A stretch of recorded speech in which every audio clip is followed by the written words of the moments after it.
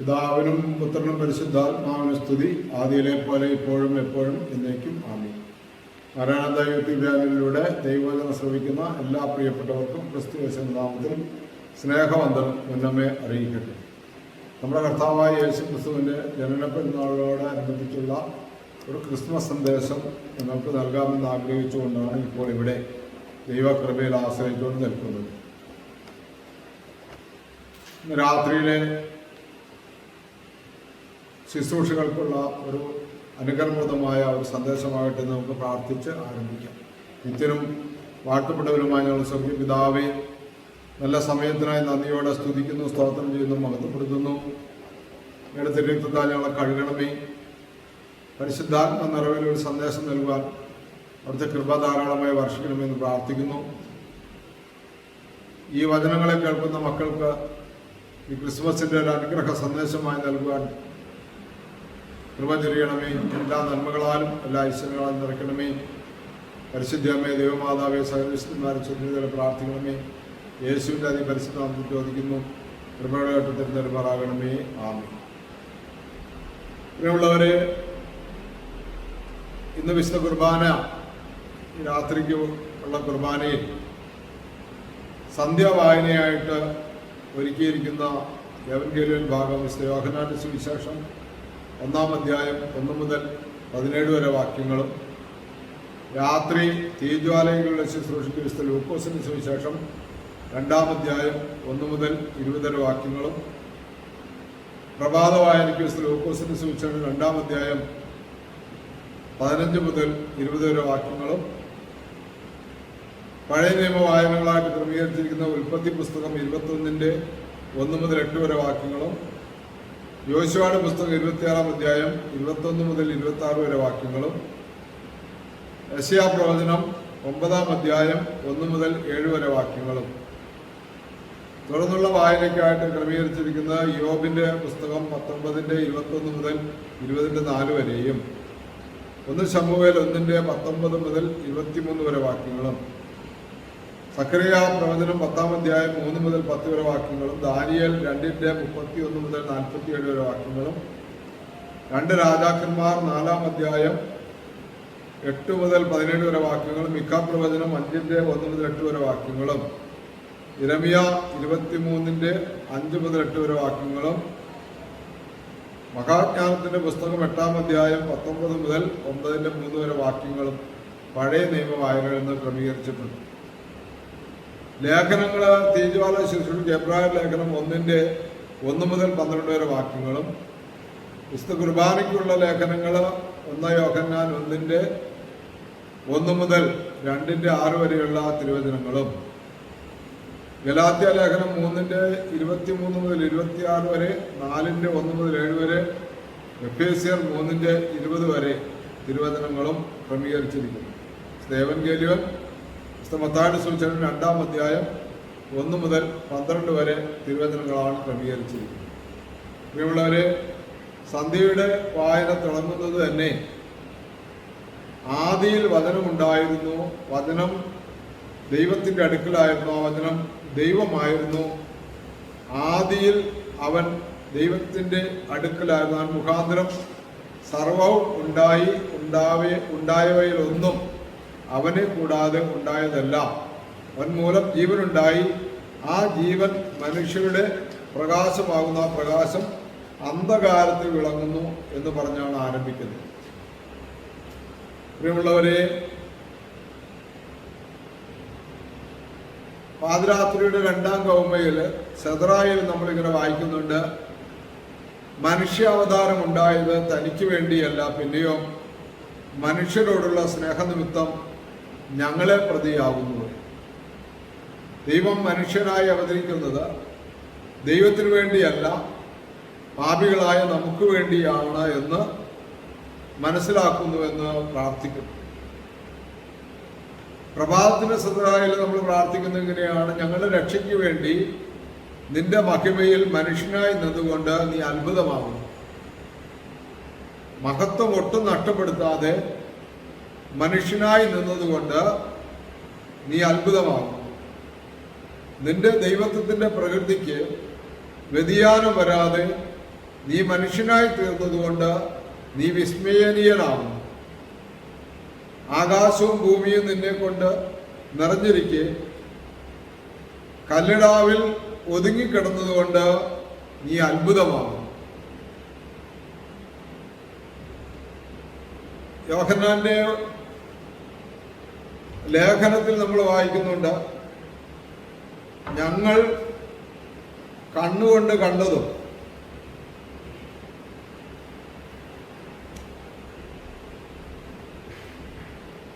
ഞങ്ങളുടെ കാതുകളാൽ കേൾക്കപ്പെട്ടവനും ഞങ്ങളാൽ നോക്കപ്പെട്ടവനും സ്വന്തം കൈകളാൽ സ്പർശിക്കപ്പെട്ടവനുമായി ജീവവചനമായവനെ ഞങ്ങൾ നിങ്ങളോട് അറിയിക്കുന്നു. ആദ്യം മുതൽ ഉണ്ടായിരുന്നവൻ. അപ്പോൾ പ്രിയമുള്ളവരെ, പുരാതനനാണ്. നമ്മൾ ക്രിസ്മസിന് ഒരു ശിശു നമുക്ക് ജനിച്ചിരിക്കുന്നു, സർവർക്കുമുള്ള സന്തോഷം നിങ്ങളോട് അറിയിക്കുന്നു എന്നെല്ലാം കരോൾ ഗാനങ്ങളെല്ലാം പാടി ഈ ദിവസങ്ങൾ കൊണ്ടെല്ലാം പൂർത്തിയാക്കി വെച്ചിരിക്കുകയാണ്. എന്നാൽ ഇന്ന് പാതിരാ പ്രാർത്ഥനയ്ക്ക് ഉള്ള ശുശ്രൂഷയിൽ പരിശുദ്ധ കന്യകാമറിയം യോസേപ്പിനോട് പറയുന്നത്, തൻ്റെ പ്രസവ സമയത്ത് ലോകപുരാതനനെ ഗുഹയിൽ പ്രസവിച്ചു, ജഗതീ രക്ഷകനെ പുൽക്കൂട്ടിൽ പാലിക്കുമെന്നാണ്. നമ്മളൊരു ശിശുവായി ഈ കുഞ്ഞിനെ കാണുമ്പോൾ പരിശുദ്ധ അമ്മയും യോസേപ്പ് പിതാവും സഭയിലെ വിശുദ്ധ പിതാക്കന്മാരൊക്കെ ഇത് ലോകപുരാതനനാണ്, സർവസൃഷ്ടിക്ക് മുമ്പുള്ള ആദ്യജാതനാണ്, ഈ ദൈവവചനമാണ് അവരെ അതിന് ധൈര്യപ്പെടുത്തുന്നത്. ഇത് ശിശുവല്ല, മറിച്ച് ഇത് പൂർണ്ണമായ ദൈവം തന്നെയാണ്. അതുകൊണ്ട് അവർക്ക് യാതൊരു സംശയവും ആ കാര്യത്തിൽ ഉണ്ടായിരുന്നില്ല.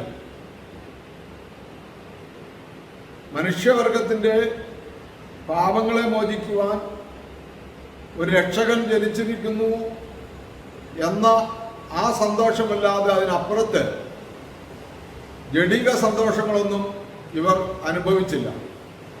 ഇവരെല്ലാം ജഡിക സന്തോഷങ്ങളെ വിട്ടുകളഞ്ഞ് ആത്മീയ സന്തോഷമാണ് സ്വീകരിച്ചത്. യേശുക്രിസ്തുവിൻ്റെ ഈ ജനന വാർത്ത, പ്രിയമുള്ളവരെ, ആദ്യം അറിയുന്നത് ആട്ടിടയന്മാരാണെന്ന് ദൈവവചനം പറയുന്നു. ലൂക്കോസിന്റെ സുവിശേഷം 1 മുതൽ 20 വരെ വാക്യങ്ങൾ നമ്മൾ വായിക്കുമ്പോൾ മാലാഖമാർ അവരെ വിട്ട് സ്വർഗത്തിലേക്ക് പോയ ശേഷം ആട്ടിടയന്മാർ നമുക്ക് ബേത്ലഹേം വരെ ചെന്ന് കർത്താവ് നമ്മൾ അറിയിച്ച പ്രകാരമുണ്ടായ സംഗതി കാണാം എന്ന് പറഞ്ഞു. അവർ ദ്രുതഗതിയിൽ ചെന്ന് മറിയാമിനെയും യൗസേപ്പിനെയും പുൽക്കൂട്ടിൽ കിടന്ന ശിശുവിനെയും കണ്ടു. കണ്ടതിന് ശേഷം അവർ ആ ശിശുവിനെ കുറിച്ച് തങ്ങളോട് പറയപ്പെട്ട സംഗതി പ്രസിദ്ധമാക്കി. കേട്ടവരെല്ലാവരും ആട്ടിടയന്മാർ പറഞ്ഞ കാര്യങ്ങളെക്കുറിച്ച് അത്ഭുതപ്പെട്ടു. മറിയാമാകട്ടെ ഈ വാർത്തകളെല്ലാം ഹൃദയത്തിൽ സംഗ്രഹിച്ചു. നമ്മൾക്ക് ഈ അറിയിപ്പ് കിട്ടുമ്പോൾ, അല്ലെങ്കിൽ നമ്മളും ഈ അറിയിപ്പ് മറ്റുള്ളവർക്ക് കൊടുക്കുമ്പോൾ, ഇതൊക്കെയാണല്ലോ നമ്മൾ ഈ നാളുകളിൽ ഈ ജനന പെരുന്നാളിൻ്റെ അനുസ്മരണത്തിലൂടെ നമ്മൾ സ്വീകരിക്കുന്നത്. ഈ അറിയിപ്പാണ് നമ്മൾ സ്വീകരിക്കുന്നത്. നമ്മൾ ഈ അറിയിപ്പ് മറ്റുള്ളവർക്ക് കൊടുക്കും. നമ്മൾ ഏത് വിധത്തിലാണ് ഇത് സ്വീകരിക്കുന്നതും ഇത് കൊടുക്കുന്നതെന്നും നമുക്ക് ഒന്ന് ധ്യാനിക്കാം. ആട്ടിടയന്മാർക്ക് ഈ അറിയിപ്പ് കിട്ടിയപ്പോൾ അവർ ദ്രുതഗതിയിൽ ചെന്ന് മറിയാമിനെയും യോസേഫിനെയും പുൽക്കൂട്ടിൽ കിടന്ന ശിശുവിനെയും കണ്ടു. ദ്രുതഗതി. ഇന്ന് നമ്മൾ പുൽക്കൂട്ടിൽ കിടക്കുന്ന ശിശുവിനെ വാർത്തുണ്ടാക്കുന്ന ഒരു ഒരു പ്രതിമയിലോ അല്ലെങ്കിൽ ഒരു രൂപത്തിലോ കണ്ട് സന്തോഷം പങ്കുവെക്കുന്ന അനുഭവങ്ങളൊക്കെ ഉണ്ട് പാരമ്പര്യ സഭകൾ. പക്ഷെ യേശുക്രിസ്തു അവൻ പൂർണ്ണ ദൈവമായിരിക്കെ അവൻ ലോകത്തിലേക്ക് വന്നത് മനുഷ്യവർഗത്തിന്റെ അല്ലെങ്കിൽ മനുഷ്യരുടെ തന്റെ ഛായയുടെ രൂപത്തിൽ സൃഷ്ടിക്കപ്പെട്ടിരിക്കുന്ന മനുഷ്യരുടെ പാപങ്ങളെ ഇല്ലായ്മ ചെയ്തുകൊണ്ട് സാത്താന്റെ അടിമത്തത്തിൽ നിന്ന് അവനെ മോചിപ്പിച്ച് ദൈവത്തിൽ ഒന്നാക്കി തീർക്കുന്നതിന് വേണ്ടിയാണ്. അതുകൊണ്ടാണ് അവന്റെ ദൈവത്വം ഒട്ടും നഷ്ടപ്പെടുത്തിയില്ല എന്ന് പിതാക്കന്മാർ പറയുന്നത്. കാരണം എന്താണ്? സാത്താന് തല തകർക്കണമെങ്കിൽ അല്ലെങ്കിൽ സാത്താന്റെ ആ അഹങ്കാരത്തെ അധികാരത്തെ തകർക്കണമെങ്കിൽ ദൈവത്തിന് മാത്രമേ സാധിക്കുകയുള്ളൂ. ദൈവം കൂടെയുള്ളവർക്ക്, ദൈവത്തിന്റെ പൂർണ്ണത കൈവരിക്കാൻ ആഗ്രഹിക്കുന്നവർക്ക് മാത്രമേ സാധിക്കുകയുള്ളൂ എന്ന് യേശു കൽപ്പിച്ചിട്ടുണ്ട്. അതുകൊണ്ട് ദൈവം തന്നെ ആയിരിക്കുമ്പോൾ തന്നെ മനുഷ്യനായി എന്നുള്ളത് മനുഷ്യനെ ദൈവമാക്കാനാണ് ദൈവം മനുഷ്യനായതെന്ന് പിതാക്കന്മാർ നമ്മളെ പഠിപ്പിച്ചിട്ടുണ്ട്. നമ്മൾ പലവട്ടവും അത് ശ്രദ്ധിച്ച് കേട്ടിട്ടുള്ളതാണ്, പല വീഡിയോയിലും അത് സംസാരിച്ചിട്ടുള്ളതാണ്. അപ്പൊ ഇവിടെ ഈ പുൽക്കൂട്ടിൽ കണ്ട യൗസേപ്പിനെയും മറിയത്തോടു കൂടെ യൗസേപ്പിന്റെയും മറിയാമിന്റെയും അടുക്കൽ കിടക്കുന്ന ഈ ശിശുവിനെ കണ്ട ഈ ആട്ടിടയന്മാർ ചെന്ന് ഇതെല്ലാം പ്രസിദ്ധമാക്കി. നമ്മൾക്ക് ഇത് പ്രസിദ്ധമാക്കുവാനുള്ള ഒരു ധൈര്യം ഇപ്പോഴുണ്ടോ എന്ന് പരിശോധിക്കുക. ഈ യേശു ക്രിസ്തു നമുക്ക് വേണ്ടി ജനിച്ചു, നമുക്ക് വേണ്ടി മനുഷ്യനായി എന്ന് പറയുന്ന ആ നമ്മുടെ പാപത്തിന് പരിഹാരമുണ്ട് എന്ന് പറയുന്ന ഒരു അനുഭവം നമ്മുടെ ജീവിതത്തിലേക്ക് നമ്മൾക്ക് കൊണ്ടുവരുവാനായിട്ട് കഴിയുന്നുണ്ടോ? നമുക്കത് മറ്റുള്ളവർക്ക് പറഞ്ഞു കൊടുക്കുവാനായിട്ട് കഴിയുന്നുണ്ടോ എന്ന് പരിശോധിക്കുക. ഇവിടെ യോഹന്നാൻ ശ്ലീഹ എഴുതുമ്പോൾ ലേഖനത്തിൽ നമ്മൾ വായിക്കുന്നുണ്ട്, ഞങ്ങൾ അദ്ദേഹത്തിൽ നിന്ന് കേട്ടതും നിങ്ങളോട് അറിയിക്കുന്നതുമായി സുവിശേഷം ഇതാണ്, ദൈവം പ്രകാശമാണ്, അവനിൽ അന്ധകാരം അശേഷമില്ല. ഞങ്ങൾക്ക് അവനോട് സംബന്ധമുണ്ട് എന്ന് നാം പറയുകയും അന്ധകാരത്തിൽ നടക്കുകയും ചെയ്യുന്നുവെങ്കിൽ നാം കള്ളന്മാരാണ്, സത്യത്തിൽ നടക്കുന്നവരല്ല. നമുക്ക് അവനോട് ബന്ധമുണ്ട്, സംബന്ധമുണ്ട്, കൂട്ടായ്മയുണ്ട് എന്ന് പറയുകയും അന്ധകാരത്തിൽ നടക്കുകയും ചെയ്യുന്നുവെങ്കിൽ നാം കള്ളന്മാരാണ്, സത്യത്തിൽ നടക്കുന്നവരല്ല.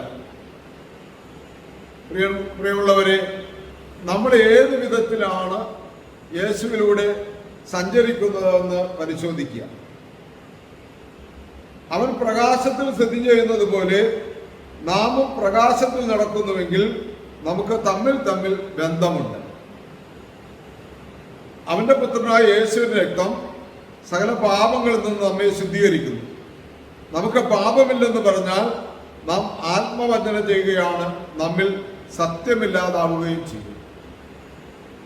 ഒരു ക്രിസ്ത്യാനി ആദ്യമായിട്ട് അറിഞ്ഞിരിക്കേണ്ട ഒരു സത്യമാണ്, അല്ലെങ്കിൽ അവൻ പൂർണ്ണമായും അറിഞ്ഞിരിക്കേണ്ട ഒരു സത്യമാണ് ശുദ്ധമുള്ള മത്തായിയുടെ സുവിശേഷം 5, 6, 7 അധ്യായങ്ങളിൽ എഴുതിയിരിക്കുന്ന കാര്യങ്ങൾ.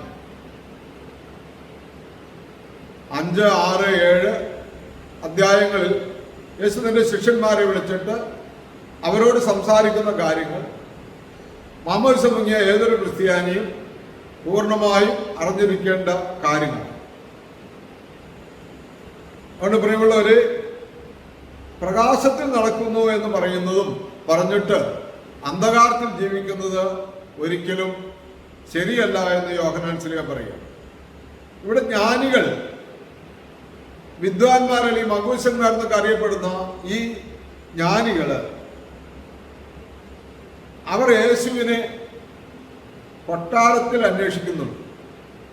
ആട്ടിടയന്മാർ ബേത്ലഹേമിൽ യോസേപ്പിനോടും അമ്മയോടും കണ്ട പുൽക്കൂട്ടിൽ കണ്ടപ്പോൾ ഇവരുടെ ചിന്തയിൽ രാജഗ്രഹത്തിലല്ലയോ രാജാവ് ജനിക്കുന്നതെന്നുള്ള ആ ചിന്തയിൽ രാജകൊട്ടാരത്തിൽ ചെന്ന് യേശുവിനെ അന്വേഷിക്കുകയാണ്. അപ്പോൾ അവിടെ സംഭവിക്കുന്നത് വലിയൊരു ഞെട്ടലുളവാക്കുകയാണ്. അവിടെ തൻ്റെ രാജാധികാരത്തിന് കോട്ടം തട്ടുമെന്നുള്ള വിചാരത്തിൽ അവിടെ ഒരു ഭയങ്കരമായിട്ടുള്ള പ്രശ്നം നടക്കുക.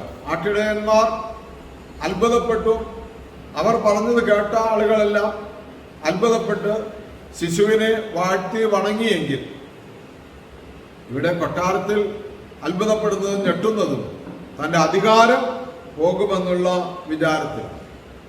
പ്രിയമുള്ളവരെ, പലപ്പോഴും നമ്മളും ഇതുപോലെ നമ്മുടെ ജീവിതത്തിൽ പല അധികാരങ്ങളും നഷ്ടപ്പെടുമെന്നുള്ള വിചാരത്തിൽ നമ്മൾ യഥാർത്ഥത്തിൽ ഈ ബൈബിൾ വചനത്തിലേക്ക് അല്ലെങ്കിൽ അതിൻ്റെ പൂർണ്ണ അനുസരണത്തിലേക്ക് വരുന്നില്ല. ഇവിടെ സെയിന്റ് എഫ്രേമിന്റെ ഒരു പ്രാർത്ഥനയുണ്ട്. ഉന്നത സിംഹാസനമെല്ലാം നിസ്സാരമതെന്നോർക്കുന്ന അധികാരഭ്രമമില്ലാത്ത നിർമ്മല ചിത്തം നൽകണമേ. അധികാരഭ്രമമില്ലാത്ത നിർമ്മല ചിത്തം നൽകണമേ എന്ന് പ്രാർത്ഥിക്കുന്ന പൂർവപിതാക്കന്മാരുണ്ടായിരുന്നു. 4-ാം നൂറ്റാണ്ടിന്റെ അവസാനത്തോടുകൂടെ ദൈവസന്നിധിയിലേക്ക് മാറ്റപ്പെട്ട സെയിന്റ് എഫ്രേമിന്റെ പ്രാർത്ഥനയും അത് തന്നെയായിരുന്നു. ഇന്ന് നമുക്ക് ഏത് പ്രകാരത്തിലാണ് നമ്മൾ യേശുവിനെ കണ്ടുമുട്ടി മറ്റുള്ളവർക്ക് പരിചയപ്പെടുത്തുന്നത്, ഇതുവരെയും നമ്മൾ കണ്ടുമുട്ടിയിട്ടുണ്ടോ എന്നൊക്കെ പരിശോധിക്കുക നല്ലതാണ്. ഇവിടെ യോഹന്നാന്റെ 1-ാമത്തെ ലേഖനം 2-ാം അധ്യായത്തിന്റെ 9-ാമത്തെ വാക്യം നമ്മൾ ഇങ്ങനെ വായിക്കുന്നുണ്ട്. നാം നമ്മുടെ പാപങ്ങളെ ഏറ്റുപറയുന്നുവെങ്കിൽ നമ്മുടെ പാപങ്ങളെ ക്ഷമിപ്പാനും സകല അധർമ്മങ്ങളും നമ്മെ ശുദ്ധീകരിപ്പാനും തക്കവണ്ണം അവൻ വിശ്വസ്തനും നീതിമാനുമാകും. നാം പാപം ചെയ്തിട്ടില്ല എന്ന് പറയുന്നുവെങ്കിൽ നാം അവനെ കള്ളനാക്കി തീർക്കും. അപ്പൊ ഒന്നാമത്തെ നമ്മുടെ ചിന്ത, യേശുക്രിസ്തു നമ്മളെ ആത്മീയമായി ഉയർത്താൻ വന്നതാണ്. സാത്താന്റെ അടിമത്തത്തിൽ നിന്ന് നമ്മളെ മോചിപ്പിക്കാൻ വന്നതാണ്. അങ്ങനെയാണെങ്കിൽ അവിടെ കുടില് മുതൽ എന്ന് പറഞ്ഞാൽ ആട്ടിടയന്മാർ ബേത്ലഹേമിൽ കണ്ട ആ അനുഭവം മുതൽ മഗൂശന്മാർ വിജ്ഞാനികൾ ഹെറോദോസിന്റെ കൊട്ടാരത്തിൽ അന്വേഷിച്ചപ്പോൾ ഹെറോദോസ് വരെയും വളരെ എളിമയോടെ വളരെ വിനയത്തോടെ യേശുവിനെ സ്വീകരിച്ച് യേശുവിനെ പ്രഘോഷിക്കേണ്ടവരായിരുന്നു.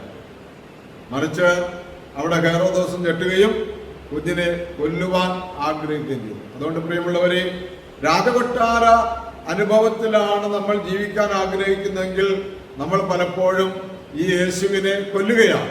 യേശുവിനെ കൊല്ലുക എന്ന് പറഞ്ഞാൽ യേശു ലോകത്തിന് നൽകിയ ആശയങ്ങളെ കൊല്ലുകയാണ്. യേശു ലോകത്തിന് നൽകിയ ആ വലിയ വീണ്ടെടുപ്പ് നമ്മൾ നശിപ്പിച്ചു കളയുകയാണ്. അതുകൊണ്ട് പ്രിയമുള്ളവരെ, നമ്മൾ ഹെറോദോസിന്റെ കൊട്ടാരത്തിലല്ല, ആട്ടിടയന്മാരുടെ അനുഭവത്തിലേക്ക്, എളിമയിലേക്കും വിനയത്തിലേക്കും സന്ദേശം സ്വീകരിക്കുവാൻ നമ്മളെ തന്നെ ഒരുക്കണമേ എന്ന് ഓർപ്പിക്കുക. ഇനി മൂന്നാമത്തെ കൂട്ടരാണ് യഹൂദന്മാർ. സത്യത്തിൽ യഹൂദന്മാരുടെ കയ്യിലാണ് നിയമങ്ങളെല്ലാം ഇരിക്കുന്നത്.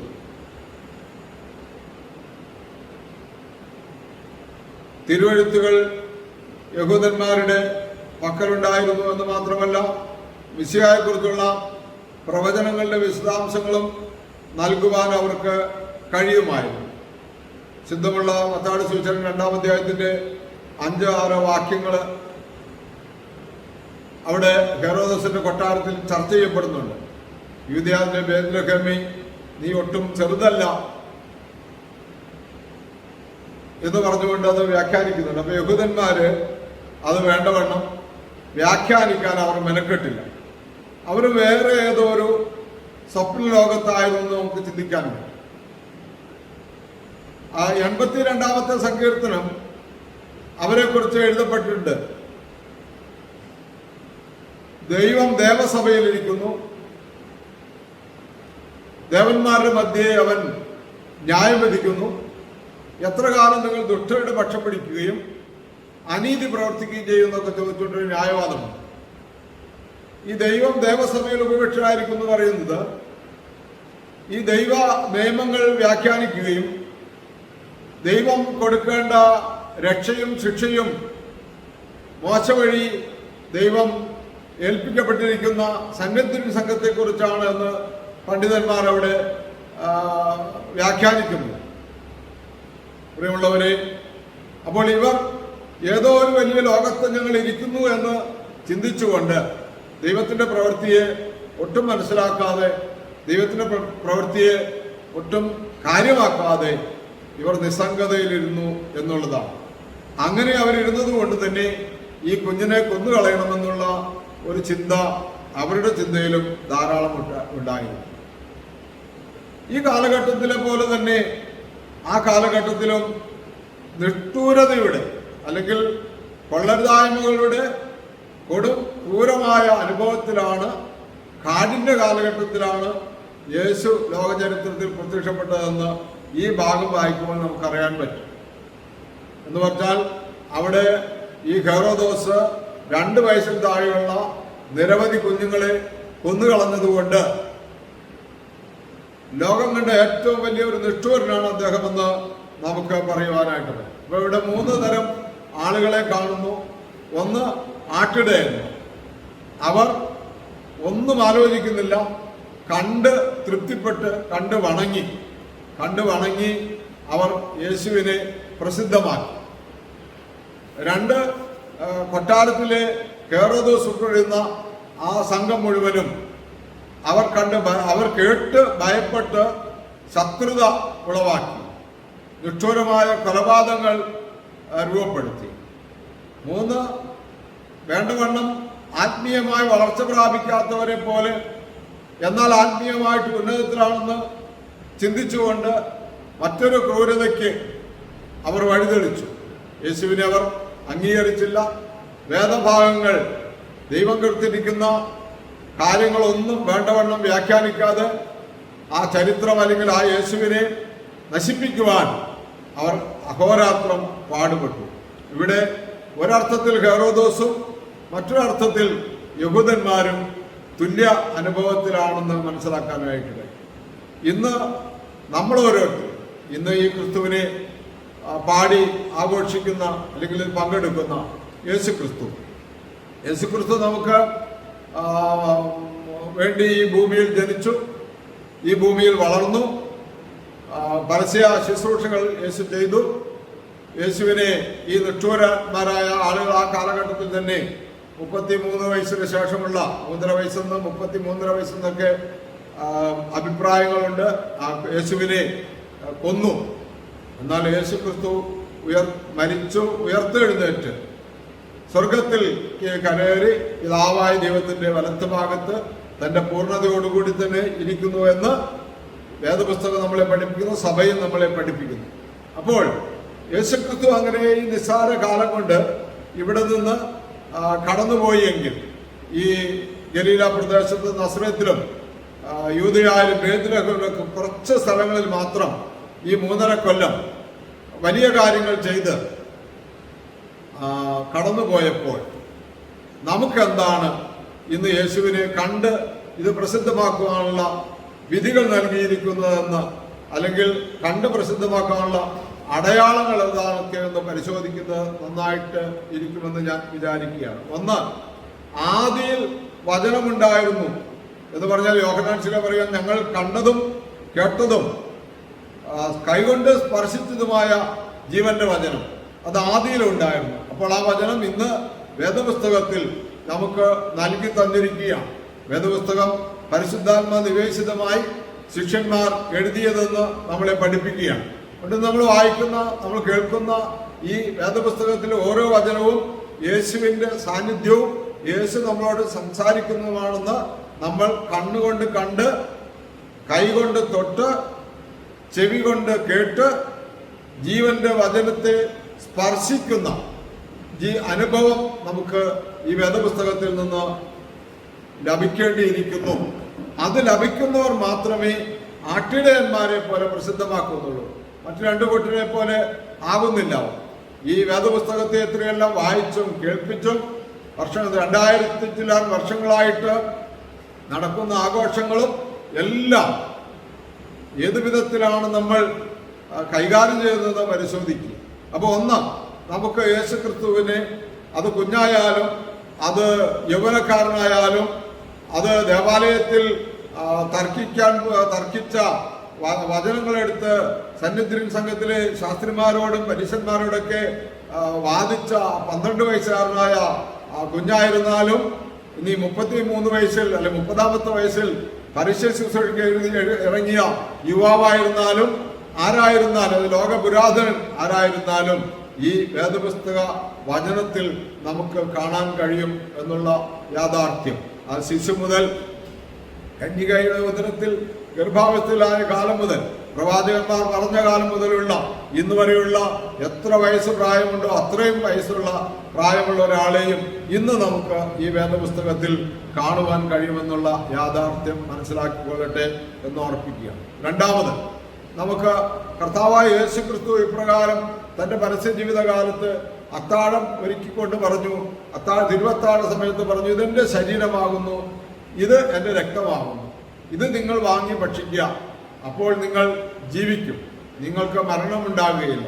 പാപത്തിന്റെ ശമ്പളമാകുന്ന ശാരീരിക മരണം നിങ്ങൾ പ്രാപിച്ചാലും ആത്മാവിന്റെ അനുഗ്രഹമാകുന്ന ആത്മാവിന്റെ എന്താ പറയുന്നത് നിത്യതയാകുന്ന ആ ജീവന്റെ വചനം മുറുകെ പിടിച്ചാൽ, ആ ജീവന്റെ വചനത്തെ നിങ്ങൾ സ്വീകരിച്ചാൽ നിങ്ങൾക്ക് ജീവനുള്ളതായിത്തീരും. അപ്പോൾ ഇതെന്റെ ശരീരമാകുന്നു, ഇതെന്റെ രക്തമാകുന്നു എന്ന് പറഞ്ഞ് ഇന്നും ഓരോ വിശുദ്ധ കുർബാനയിൽ വൈദികൻ കാസായും പീലാസയും എടുത്ത് ഉയർത്തുമ്പോൾ ആ കാസായിലേക്കും പീലാസായിലേക്കും നോക്കി ഞാൻ എൻ്റെ യേശുവിനെ കാണുന്നു എന്ന ബോധ്യത്തോടുകൂടി ആ വിശുദ്ധ കുർബാനയെ പ്രസിദ്ധമാക്കുവാൻ നമുക്ക് സാധിച്ചാൽ നമ്മൾ ആട്ടിടയന്മാരോടുകൂടെ യേശുവിനെ കാണുകയാണ്. നമ്മളായിട്ട് ആർക്കൊരു ഉപദ്രവവും ഉണ്ടാകുകയില്ല. ദൈവരാജ്യം നമ്മളിലൂടെ വളരുന്നു. ഹല്ലേലൂയ. മൂന്നാമതായിട്ട് യേശു നമുക്ക് നൽകുന്ന സന്ദേശം ന്യായവിധിയുടെ സന്ദേശമാണ്. യേശു നമുക്ക് നൽകുന്ന വിശുദ്ധ മത്തായിയുടെ സുവിശേഷം 25-ാമത്തെ അധ്യായത്തിൽ ന്യായവിധിയുടെ ഒരു സന്ദേശമാണ് നൽകുന്നത്. അവൻ രണ്ടു കൂട്ടരെ, ദുഷ്ടരെയും നല്ലവരെയും എന്ന് പറഞ്ഞാൽ ഇവിടെ അക്ഷരന്മാർക്ക് സദൃശരായ നിഷ്കളങ്കരായ മനുഷ്യരെയും മറുവശത്ത് ഹെറോദോസിന്റെ അനുഭവത്തിലുള്ള ഭരണാധികാരികളെയും മറുവശത്ത് ഹെറോദോസിനെ പോലെയുള്ളവർ ഭരിക്കേണ്ടത് എങ്ങനെയാണെന്ന് പറഞ്ഞു കൊടുക്കാൻ നിയുക്തരായിട്ടുള്ളവരാണ് ഞങ്ങളെന്ന് പറയുന്ന മതമേധാവികളെയും ഒരുപോലെ ചിന്തിപ്പിക്കുന്ന അല്ലെങ്കിൽ ഒരുപോലെ നാശത്തിലേക്ക് നയിക്കുന്ന ഭാഗത്തേക്ക് നമ്മൾക്ക് എത്താതിരിക്കാൻ തക്കവണ്ണം അങ്ങനെ അല്ലെങ്കിൽ എത്തുന്ന അനുഭവത്തിലേക്ക് ദുഷ്ടന്മാരെയും നല്ലവരെയും വേർതിരിക്കുന്ന യേശു ക്രിസ്തുവിന്റെ ന്യായവിധിയുടെ അനുഭവത്തിലേക്ക് നമുക്ക് ഒന്ന് നോക്കാം. മത്തായിയുടെ സുവിശേഷം 25-ാം അധ്യായം 31 മുതൽ വാക്യങ്ങളാണ്. അവിടെ വലതുവശത്തുള്ളവരോട് പറയുന്നത് എങ്ങനെയാണ്? എൻ്റെ പിതാവിനാൽ അനുഗ്രഹിക്കപ്പെട്ടവരെ വരിക, ലോകസ്ഥാപനത്തിന് മുമ്പേ നിങ്ങൾക്കായി ഒരുക്കിയിരിക്കുന്ന രാജ്യം അവകാശപ്പെടുത്തിക്കൊള്ളുക.